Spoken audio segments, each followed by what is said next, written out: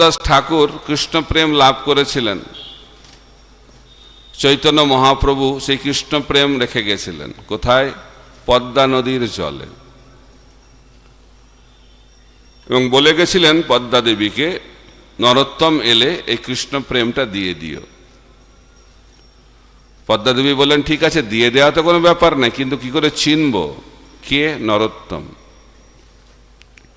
তখন মহাপ্রভু বললেন, আমার স্পর্শে তোমার যে অনুভূতি এখন হচ্ছে, সেই ধরনের একই অনুভূতি যখন কারো স্পর্শে হবে, সেই ব্যক্তিটি হচ্ছে নরোত্তম। তো নরোত্তম দাস ঠাকুর কৃষ্ণ প্রেম লাভ করলেন মহাপ্রভুর কৃপায়। এটা শুনে আমরা খুব অনুপ্রাণিত হই এবং জিজ্ঞাসুও হই, মহাপ্রভু নরোত্তমের জন্য কৃষ্ণ প্রেম পদ্মা নদীর জলে রেখে গেলেন। তো একজন ভক্ত খুব সুন্দরভাবে ব্যাখ্যা করছেন, মহাপ্রভু আমাদের জন্যও কৃষ্ণ প্রেম রেখে গেছেন। বিশ্বাস হয় তো নাকি? কোথায় রেখে গেছেন? ছিল প্রভুপাদের ভক্তি বেদান্ত তাৎপর্যের মধ্যে মহাপ্রভু কৃষ্ণ প্রেমটা রেখে গেছেন।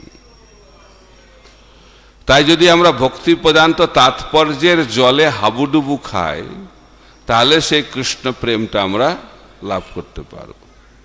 তাই নিয়মিতভাবে আমাদেরকে ভক্তি বেদান্ত তাৎপর্য অধ্যয়ন করতে হবে।